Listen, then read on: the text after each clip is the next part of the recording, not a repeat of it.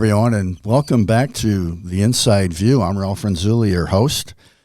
To all of you who watched the first two episodes with Mayor Kaufman, thank you for watching. I found them very interesting and informative. I hope you did too. And in keeping with our series of conversations with city officials, I'm very pleased today to have Chet Szymanski with me, who's going to give us an inside view into his world of being the Little Falls city engineer. Chet, thanks for coming in. I know you're a busy guy. Thanks for taking the time. Yeah, thanks for having me this morning, Ralph. You're very welcome. There's a lot going on. Yeah, sure. I bet. We'll get into it. But before we get into the meat and potatoes of your job, I want to ask you something. How did you come to be interested in engineering? So when I was growing up, my father and grandfather had the kitchen center in Little Falls, did construction. I remember that. Carpentry. Yeah. And I grew up doing that kind of work with them, in high school and such. And, from there it was encouragement from my father, grandfather family to go to the next step. If you're at that time in the 90s, it was, if you're not a contractor, the next step up is being the guy who's controlling the contractors. So it was getting into the design, engineering, and running projects. So I had the opportunity at school, in Little Falls High School, for an application came through for Clarkson University. It was one of those encouraging students interested in that field to apply. So grabbed the application and sent it in and ended up at Clarkson University.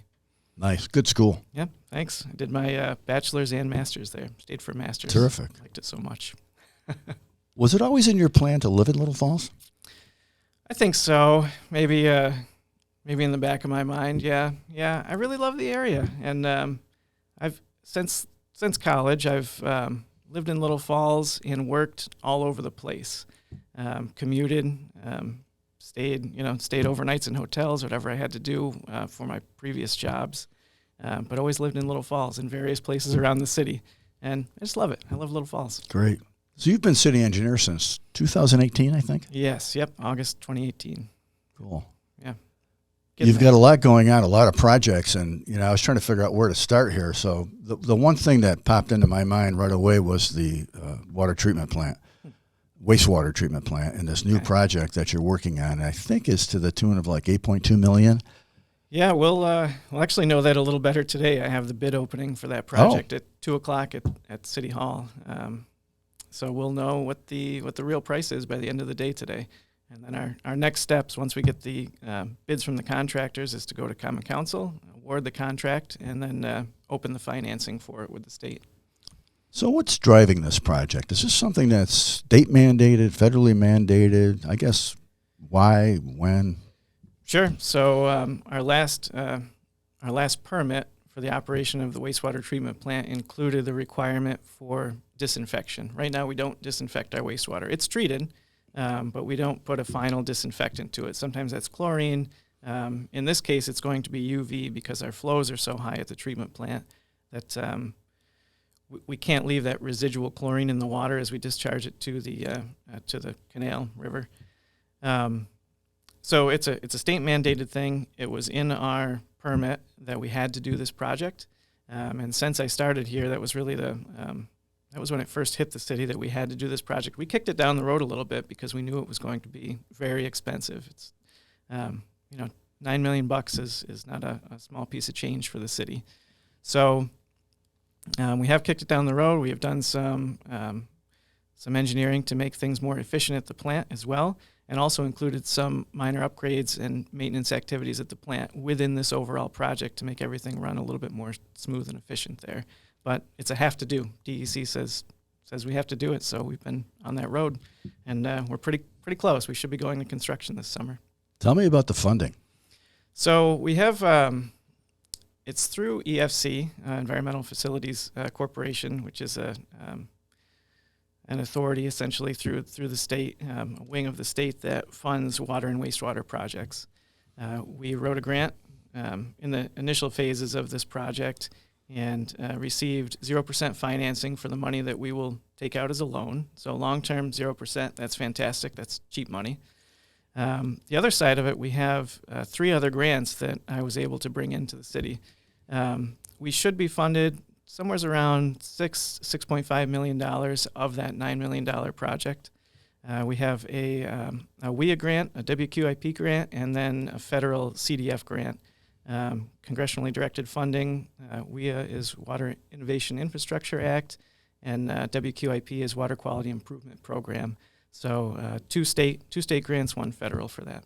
$6.5 million out of $9 million of something we have to do is it's about as good as we're going to get. Yeah, that's pretty good. So the rest of it we'll have to bond for that, right? Right. So we'll bond for that, and the financing, though, thankfully, it is 30 years. So on the larger scheme of things, that's pretty doable for us. Okay, great. Thanks. Yeah. So one of the other things I was thinking about is the fact that there are a lot of lead pipes in our city that affect, obviously, residential living here. What is the city's obligation to take care of that, if any, and tell me about that project.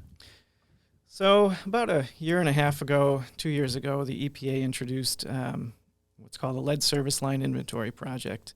And the EPA is requiring and pushing it down through local departments of health across the country that by October 2024, every community in the country has to have an inventory of lead service lines in the community. Little Falls has a lot of lead service lines. So our I can go into that a little more as well. But our mains out in the street are ductile iron.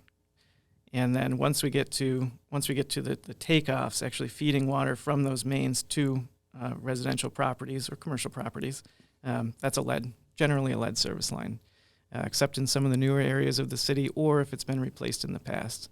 So by October 2024, we have to have the inventory done. It will be made available to the public at that time, has to be sent to Department of Health. And then from this year going forward, we have to have a plan to replace a certain percentage. It sounds like it's going to be 10% per year of those lead service lines. And that will be, it's still a little bit nebulous from the EPA's perspective. They've put this requirement out there while they've been planning the implementation of it. So it's been a lot of back and forth and kind of figuring out the path as we go. But 10% per year the city will have to replace those, but they are making funding available for the city or municipalities to complete those replacements. And it's a little bit tricky because a lot of that service line, once you go past the curb or the sidewalk, is on private property. So working with public money on private property is usually something you can't do unless you have a real reason, get an easement, a whole bunch of legal issues to that. But in this case, with the EPA's backing and Department of Health, we'll be able to take that public money and spend it on replacement of lead service lines on private property. So we'll target a percentage of them per year and have a game plan going forward. We did receive about $150,000 this year to help us with the inventory from a grant that I put together last year.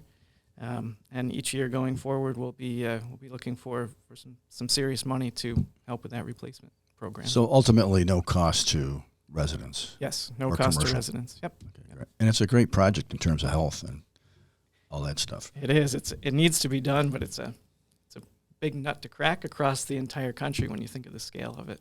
What is this? Is there a standard for if you do have a lead pipe? If your home is serviced by lead pipes, mm-hmm. Should people be running their water for a certain amount of time before they actually drink it? I run mine like 20 seconds or 30 seconds maybe. Not all the time, but I usually do to flush it. Yep. Is there any truth to that, or is that just a... There is a little bit.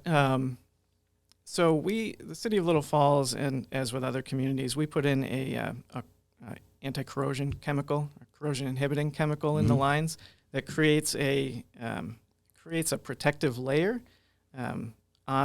within the inside of that lead pipe. So the water that's going through your lead pipe is touching that layer of corrosion protection and not the lead pipe itself. Although there is a little bit that does come in contact with it. If you do run your water for 30 seconds in the morning, or I always figure somebody's taking a shower usually before I'm up, so that takes care of it. But 30 seconds would do the trick, and then after that you're fine. Okay, great, thank you. Yeah. So, in keeping with water, our city is very fortunate, always been fortunate, that we have an abundant supply of water, great watershed and all of that. I think we're working on a project to sell water. Is that Can you get into that a little bit? Sure. There's a couple of projects in the pipeline there for water sales from the city. One is to the IDA property in the village of Dolgeville. It was the Mannheim Business Park, and then acquired by or annexed into the village. There are some possible users there that may need a large amount of water. And one of the benefits that the city has is a large watershed with good water quality. We have some challenges there as far as obtaining that water from our watershed and being able to treat it. I could go down the rabbit hole on this one, but so we have good water. I guess stepping back, one of the things in the Northeast that we have that the rest of the country doesn't have is good water quality, good surface water. And a lot of places, even throughout the state, operate on well water, large municipal wells, which do have issues. If you look at some other communities up the Hudson River, have had issues with their groundwater coming out of these wells. We have a great water source in Salisbury. Comes from a couple of springs, and we also have Klondike Reservoir, which feeds Spruce Lake, and then a couple other kind of offshoot properties there too. We have really good water. We have a lot of it. There's going to be some changes that we will have to make to treat that water, but we have it available to us, and there are other communities around us and businesses, even within the city, who could be looking for increased water or an increased water demand from the city. So it's a revenue source for us. It is it's a natural resource that we have and shouldn't take for granted as well. We're also working on another project that we are required to undertake by the Department of Health. I don't know if this is maybe one of your questions, is regarding our water loss in the city. So water infrastructure in the city of Little Falls is about, generally you're looking at circa 1889. Wow. Not a lot's been done since that time. We have, our water valves and our mains are generally from that era. But we're losing about 70% of the water that we produce. So as we look to tighten up the pipes, fix leaks, we can conserve the water that we are producing, also making that available for the community and also to sell. And it's also being a good steward of the resource as well. So theoretically, you said we lose 70% of our water. Mm-hmm. So even though if we sell water, that we might end up, if you fix everything, we may end up with a net gain by Correct. fixing all those leaks. Correct. Yep. Any idea how much revenue we would gain from a project like this? Well, right now, the project that we're discussing in the village of Dolgeville is requesting about 500,000 gallons per day. So depending on the agreement that's made, since it's an outside user, we can set the rate. So I'm projecting we would be $500,000 to $1.5 million a year in revenue, which is a good chunk for us. City could use it, right? We can certainly use it. It's been a tough budget cycle. So this would be a huge piping project to get from Mannheim or maybe up near Dalesville somewhere. There's got to be cost per mile, I would think, to put piping in, right? It is. Used to be $1 million a mile, and now post-COVID, I would say $1.5 million is probably the right target. However, we would be looking at a lot of grants for that work. USDA has grant opportunities for that, and it's really it's an easily funded project. It has a couple of pluses to it that are really important pluses. One is supporting industry and development, and on the other side, the city of Little Falls can operate as a redundant supply to another community. So that is it's a security issue for another community, for the village of Dolgeville. So on the whole, I think that it's a really attractive application for a grant. Okay. Keeping with the watershed, what's going on with logging or forestry in that regard? So we've in the past say 20 years or so, every year we're taking a cutting. We're harvesting part of our 6,000 acres that we have in the town of Salisbury. Harvesting a portion of that generates a little bit of revenue for the city right now. We're maybe $50,000 a year. It's not a ton. At the same time, we don't have a really good forestry management plan in place, so that's something that I'm working on with our forester to develop a good forestry management plan so that we can be educated about the harvest that we take every year and also project what the revenue would be year to year with that harvest, so that we can look outward and make sure that we are harvesting correctly and safely for our watershed, because what's above the ground is what's protecting what's under the ground there in Salisbury for us, and that's right. it's giving us good water quality. We're also working on a tree planting program in our watershed as well this year. One thing that we have not done, we harvest trees and then we let nature take its course, which generally, if you harvest, you're looking at close to 100 years before you could reharvest that same section if you don't replant. If you replant, you cut that down to about 35 years, and also develop ground cover that's more advantageous to clean water as well. So when we harvest this year, we will be replanting. Sounds like a plan. Yeah. How many people do you have working for you to do all this? Well, not enough. One man show, right? Yeah. So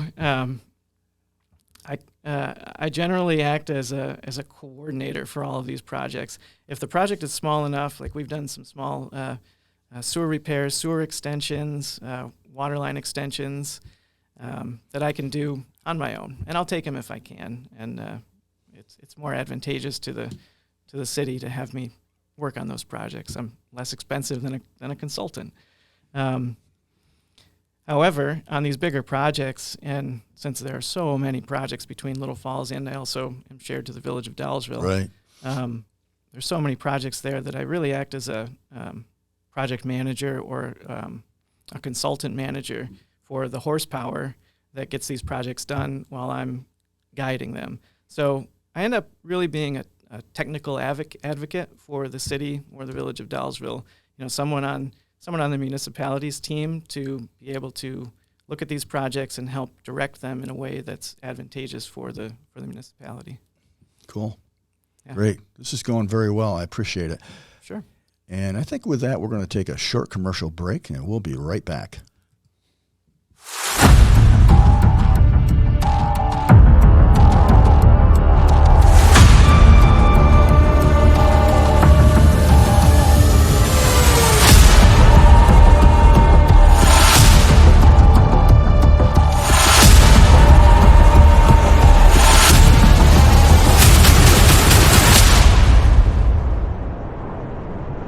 Visit My Little Falls and stay connected with the latest news, information, and events in the city and the area.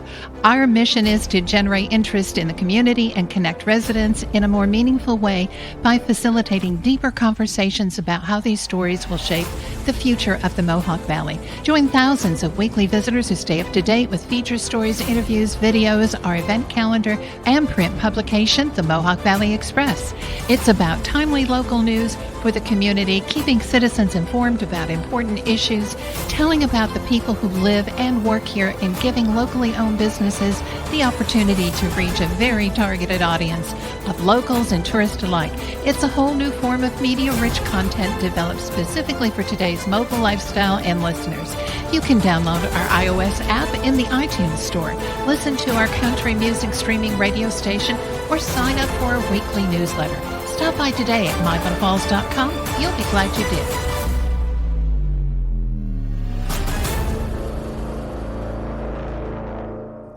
And we are back with Chet Szymanski. Thank you for sticking with us. Sure. Thanks, Ralph. Chet, roads obviously in Little Falls are always a visible issue, problem, resurfacing, that sort of thing. What's in the works for fixing the streets in Little Falls?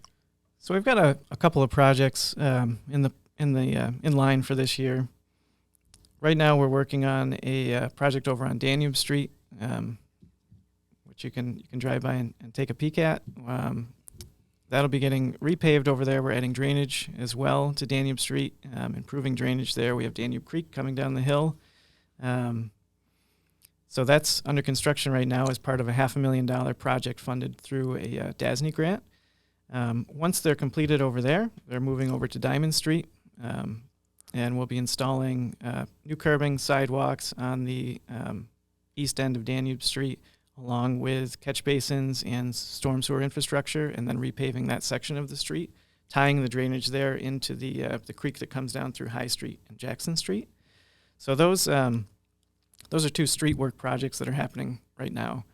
We also have around $2.6 million in a fund in our State of New York CHIPS fund that we can use this year to do a couple of things. One is acquire or replace aging equipment that we have for our care and maintenance of streets.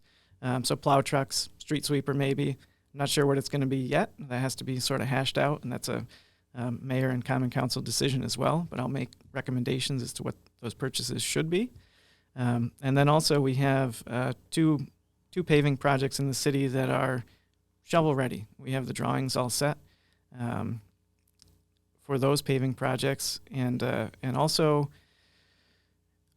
there's another project on Burwell Street, which we know the sinkhole at Basset Hospital Parking Lot. Once we get to the repair of that, which we have a Bridge New York grant out for right now, an application out for, once we get to the repair of that, we'll also be completing some pavement on Burwell Street as well as part of that project.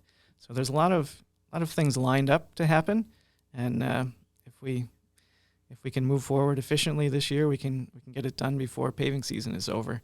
I know we're really kind of just tapering off of winter here, but when you look at the funding and the mechanism of getting a project out to bid, awarded, and then getting a contractor lined up, it takes quite a while to do. So now that we finished the budget, that's really our next piece to act on. Mayor Kaufman mentioned the Basset parking lot issue. What are the particulars with that? Because that's who owns that property? Basset Hospital owns the parking lot. However, the city owns the infrastructure under the parking lot, which carries Smith Creek, comes down from Smith Street. You can see it if you go up Ritter Road, Manheim Street, right before the entrance to Moreland Park. You look down in that ravine, and that's Smith Creek. So that creek is carried underneath the Basset parking lot. That was part of a WPA project back in the day, and the city, as with a number of other creeks throughout the city owns the infrastructure for that, even though there is a private property owner above. But we have a maintenance requirement to keep that infrastructure up. Little Falls has a huge number of creeks running underneath it. You have any idea how many there actually are? Well, I would say major creeks, we have 5 major creeks, and then there are a number of small tributary creeks that run under many of our streets that then join up with those. And we have Carden Creek, Smith Creek, Eisman Creek, Danube Creek is another big one. There's another minor one further out, Flynn Ave, Furnace Street Creek, and there's a couple of larger tributaries that go to Furnace Street Creek. There's a ton of underground infrastructure in the city, and unfortunately, a lot of it's old as well. So we've had sinkholes and collapses that we've dealt with over the years. We've made repairs. We do inspections of the creek conduits as well so that we can plan. But sometimes the work that's needed kind of outweighs our ability or our ability in-house or our financial ability to take care of it. So we keep an eye on what we can and plan as we can as well. Okay. You mentioned Diamond Street, the Diamond Street project. What are you doing with that? So that's we're adding storm drains, catch basins, storm drains on the eastern end as you sort of taper off, coming down towards Jackson Street. That'll all be taken up. That'll be new pavement. I said sidewalk curbing, storm drains. Storm drains are the big one there. If right now we have issues over the years of water coming down Diamond Street. It takes the corner onto Jackson Street, comes all the way out onto Monroe, carries with it all sorts of debris that we end up having to clean up. And it's also having that as surface water is also contributing to the deterioration of the retaining wall that holds up that section of Diamond Street. So this adding this infrastructure there is important. Will you be doing anything with that wall? Well, we looked at it as we sort of generated the design for this project. Replacing that wall was one of the alternates that we did design, but unfortunately the funding just wasn't there for it. So we're between Danube Street and Diamond Street, we're $500,000, and to repair the wall as it is, we're looking at another $1.5 million. It's on the radar. It's on the radar, though. Huge. So if you had to pick 3 projects that you absolutely have to do this year, other than what you've already mentioned, what would they be? Oof, the absolutes. I hate to take the easy way out on this, but it would be the ones that I've talked about already, only because those are the ones that are kind of front and center in my mind. I did talk a little bit about the water loss side and what I didn't really give you the sort of what we need to do piece to that. It's a huge project. We put in an application for federal funding for that project. I'm hoping that we get a little piece of it, but we're looking at a total overall cost of $74 million to make the repairs that we need to make. You have to take the bite that you can handle at a time. So if we get $5 or $10 million from the federal government to start making steps forward on that project, I'll be happy. However, this year in the Department of what we can do, Department of Health is requiring that we do move forward with a water loss project. So we're looking at installing district metering this year, which is really installing water meters similar to what we've done in residential properties and commercial properties over the past year. But this is metering of the water that goes to sections of the city, so kind of parting out sections of the city so that we can start to figure out which areas of the city in which areas are we losing the most water, so that we can focus our efforts on those areas first. So that project we're going to be doing this year. I'm not quite sure how we're going to do it yet, whether it's going to be something that we work on in-house or that we have to bid out. Our guys are stretched pretty thin on the maintenance work that they're doing now, but I do try to push them and do as much in-house as we can. I know this is I guess you could call it an old project, but the LED project that you did, what was I think this was published, but I can't recall the numbers. What did we save on that by installing LED lights on all the poles? So right now, I don't want to.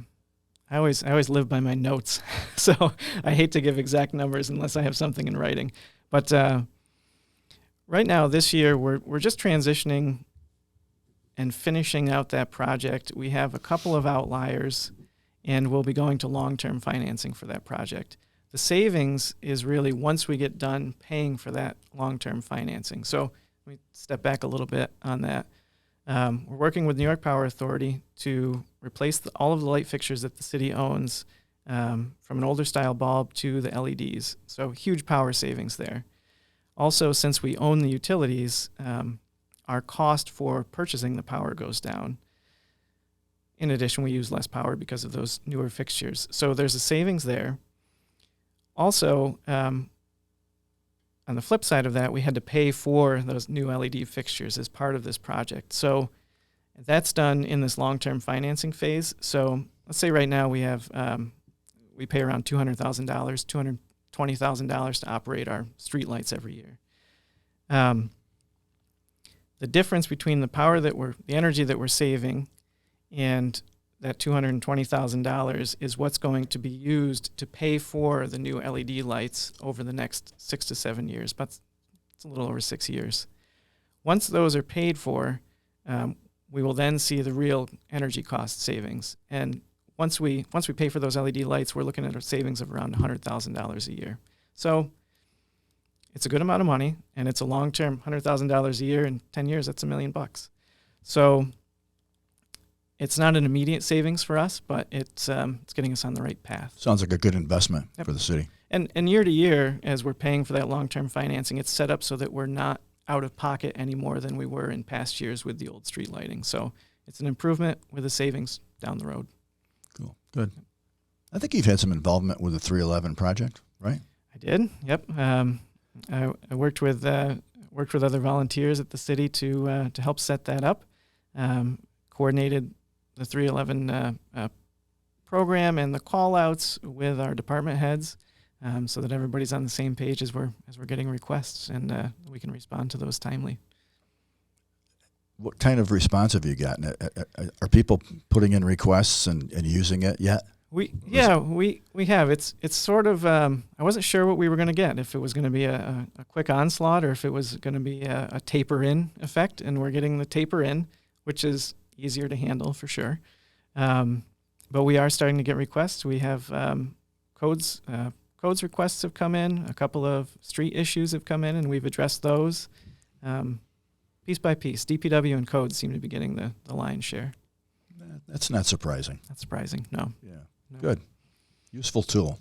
It is. And it's also something, too, as we get used to it, that we can use in-house for coordinating work, too. So we haven't really made that jump. We're just kind of getting everybody on board and kind of starting it a little slow. Yeah. What's the latest with the Salata Bridge? I call it the Salata Bridge. So Hansen Island Bridge. Hansen Island Very Bridge. good. Better. Is, better put. So we have had, we have a Bridge New York application in for the replacement of Hansen Island Bridge. It's a city-owned bridge going to Hansen Island, but the city owns it. We're looking at about $5 million to replace that bridge.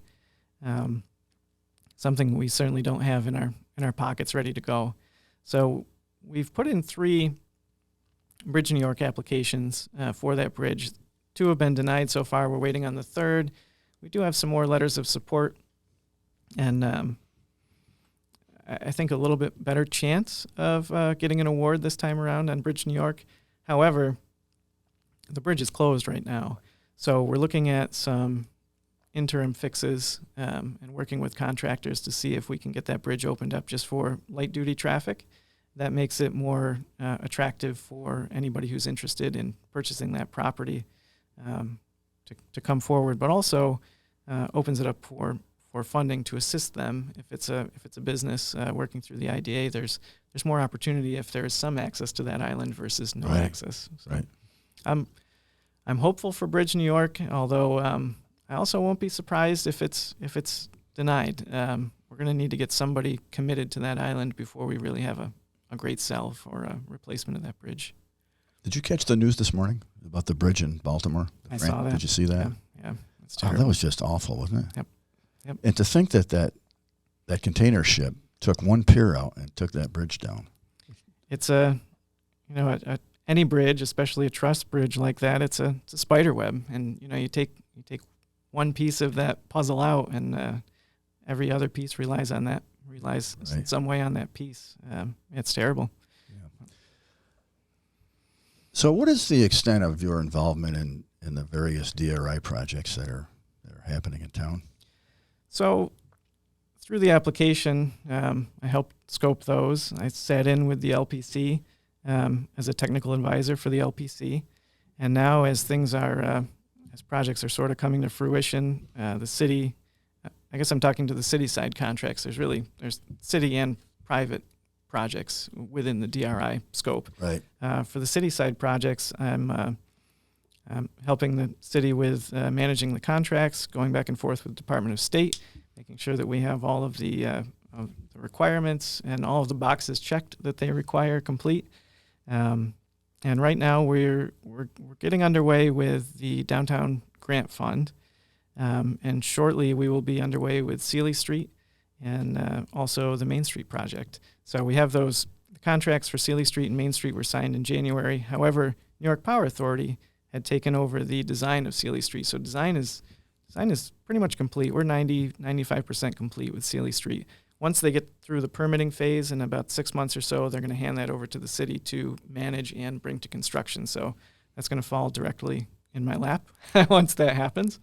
So we are moving forward. My involvement is the same with every other project, is kind of leading the charge and being the technical advisor and project manager to make sure that those projects happen, make sure they happen correctly, and fall within budget.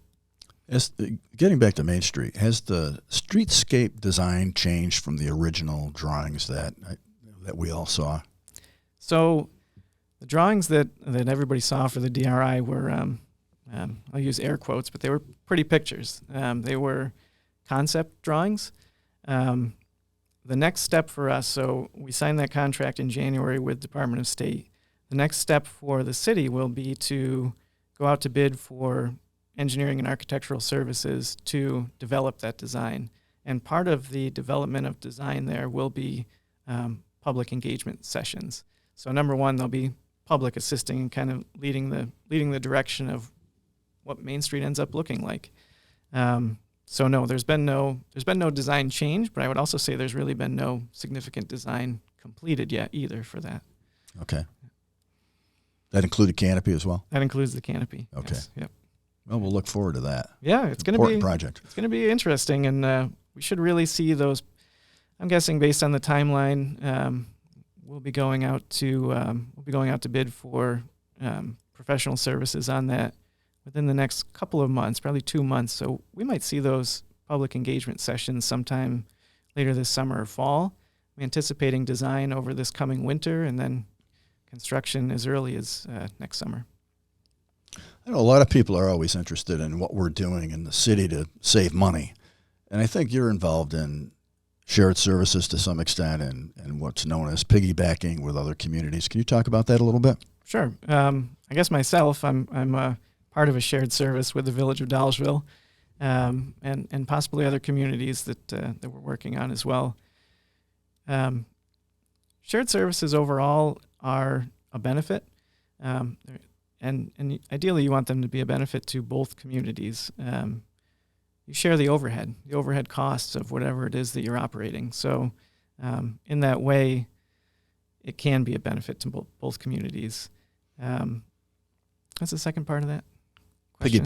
Piggybacking piece. So the piggybacking piece recently passed through Common Council that we can piggyback on bids for services and equipment that have been put through the bid process by other communities. Just one example is paving. So in the past, before the piggybacking legislation here, we have had to put together a project, put together plans and specifications for a paving project, put that out to bid, receive bids from contractors for that project, then go through award for a particular contractor. That process, number one, putting the plans together to a level that can be publicly bid takes more time than working with a specific contractor. Two, the bidding process itself takes usually 2 to 3 months. So there's a time crunch there, especially when you're looking at work that has to be completed in the summer. By utilizing this piggybacking resolution, we can purchase services that have been bid by other communities. So when we go to pave this year, we can use bid pricing and contractors that have already bid on the pricing for the materials and for the labor through, say, the county bid. So we can use the contractors that the county uses by going directly to them and engaging those services at a set price. So it's really advantageous to the city because you're working off of a bid for a larger amount of materials rather than a specific project. Larger amount of materials, that overhead for the contractor is spread thinner over the quantity. So it's a benefit to us. Good. Is there any potential for working with the school district, shared services? I mean, they have a lot of plowing to do up there. They have roads to maintain. They have different. Assume they have infrastructure issues just like we do. The city does. Yeah, I would imagine they're in the city. They're in the they are in the city, served by city services. I would say there's an opportunity there. I haven't heard about that one yet, but I'm open to that discussion. Swimming pool. It's been a fixture in our town for a long time, in our city for a long time. Is it's ready to go with anything? Any issues with that? Getting it open? No issues with getting it open this year, but it needs a lot of work. Year to year, it costs us a lot to operate. The building could use an upgrade. The swimming pool itself, the liner, we lose quite a bit of water in operating the pool. At the same time, we just received notice that there is a new grant program, and I don't know what the acronym stands for, but I'm sure it's very creative. It's the SWIM grant program through the state of New York, which is aimed at municipal swimming pools. So I think that it's something that we're looking at and will likely apply for. we could certainly use it. It's a huge resource for the community and honestly surrounding communities too. There's not a lot of opportunity for people to get to public swimming pools in the valley. I was there almost every day when I was a kid. Yeah, I lived on Churchill Street. I was there, just over the hill. Yeah, I hope it stays. I'm sure it will. Mm-hmm. So, it's my last question for you. Okay. What keeps you up at night? Oh boy. I usually have pretty good luck going to sleep because I'm exhausted at the end of the day. But it's the 4 o'clock in the morning wake up that then my brain starts going and I start thinking. You know, it's all over the place. There's a lot to do in the city. There's a lot to do in the village as well. But the village of Dolgeville, there's a lot of stuff that needs to be planned out. And that's usually what gets me to stay up from that 4 a.m. wake up is the planning phases. I'll have a good idea, or I think it's a good idea at 4 a.m. I'll write it down in my sketchbook that I'm always carrying around with me. Stuff takes time and needs creative solutions. It could be anything that keeps me awake, from how do we find funding to do this project to how do I get the project done in the time that I have? How do I meet a regulatory requirement to finish something in a certain amount of time? It's all over the place, but I really enjoy it. I really enjoy what I do, and sounds like you do. Yeah, it's a benefit to my hometown. I love Little Falls. Yeah, so do I, and I really appreciate your time sitting with me and talking about all these things. I hope people are interested in what's happening. I think it's important that they know what somebody like you is doing. You have a high impact job. There's no question about it. It affects our future. So thanks for coming in. I appreciate it, and thank you to everyone for listening. I'll see you next time. I'm Ralph Renzulli.